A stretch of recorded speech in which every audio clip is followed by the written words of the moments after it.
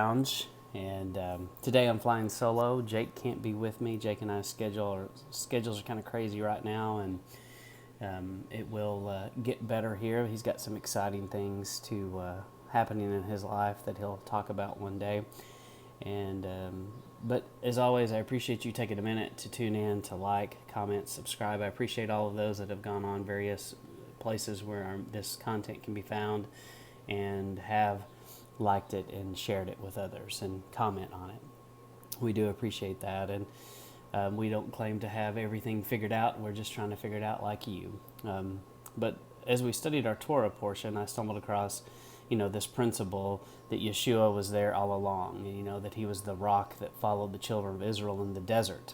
And so I put this picture of the real split rock that's found in Saudi Arabia. So, and I kind of stole this from the Olive Branch Fellowship, Michael Oman. And if you're not familiar with Michael, he is just fantastic and just has some amazing teaching.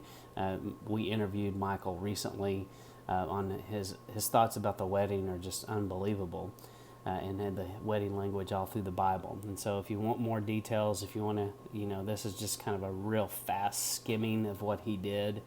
And, you have to watch the whole thing to get the full gist of it. So the Olive Branch Fellowship, Michael Oman. Find him on YouTube, and that's what it looks like there on the right.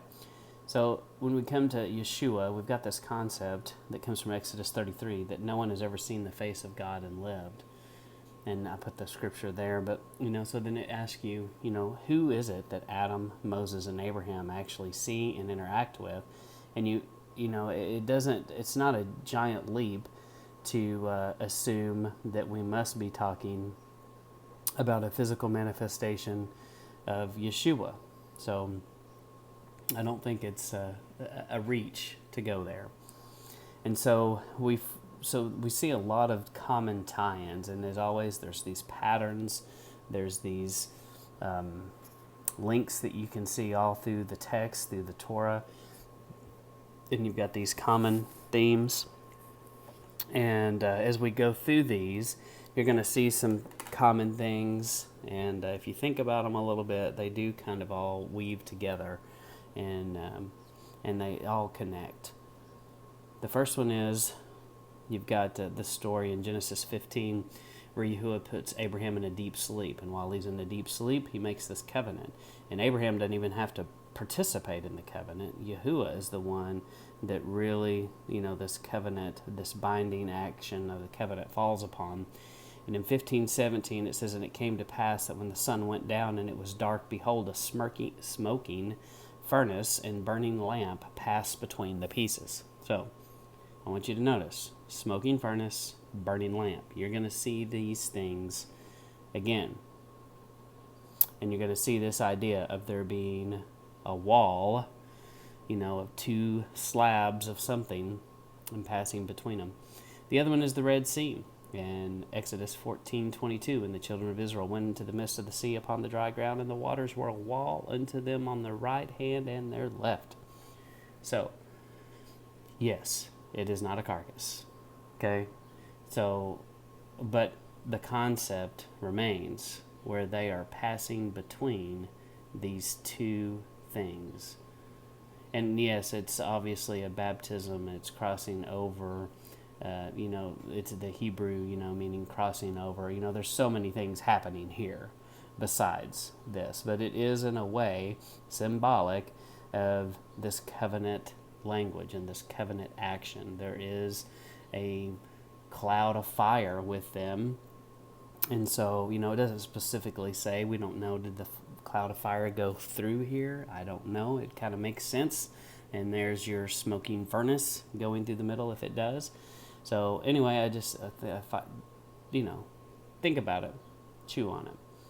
And then the other one is at actual Mount Sinai in Exodus 19:18. "And Mount Sinai was altogether on smoke, because Yeshua descended upon it in fire.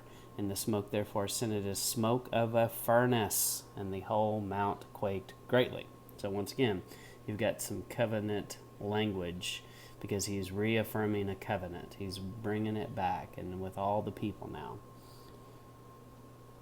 Daniel Daniel 10:6 says, his body was like a beryl, his face was the appearance of lightning, and his eyes lamps of fire, and his arms and feet like the color of polished brass, and the voice of his words like the voice of a multitude. So it's like, what did he sound like at Mount Sinai?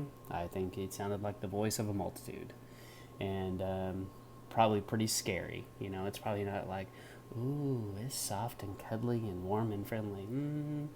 I think it was very authoritative and, kind of what you would expect it to be. And you don't, you're a little bit afraid. And I think clearly the people in the desert, when they heard him, were like, whoa, that is really scary. So it's definitely not the hippie Jesus that many people want to make this out to be. That's not what this is. So, but once again, you see some comparisons over and over. Matthew 26:26. As they were eating, Yeshua took the bread, he blessed it, he broke it, and he gave it to the disciples, and said, "Take it, this is my body." So in essence, you see this covenant language again. Some translations say he split it. And so it's almost like going between those two halves once again. I agree, that one might be a little bit of a stretch, but I still think, it's interesting verbiage and language. And then Yeshua is described in Revelation 1:14. His head and his hairs were white like wool, as white as snow. His eyes were as flame of fire, and his feet into fine brass, as if they were burned into a furnace. And his voice was like the sound of many waters. And so, if you want to know what Yeshua is like, I don't think it's a stretch to say that these are great descriptors of what he looks like, what he sounds like, how he acts, how he interacts with people.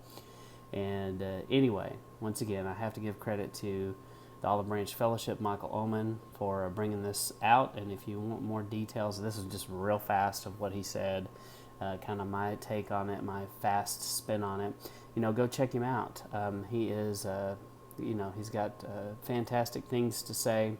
And then, he's definitely worth checking out for sure. So if you've never heard of him or checked him out, I do recommend that you do that. So, and I was trying to get back to the original thing here, but I can't clearly. So anyway, as always, I appreciate you tuning in, and appreciate the likes, the comments, the share, the subscribe. And once again, thank you for listening to Shabbat Lounge.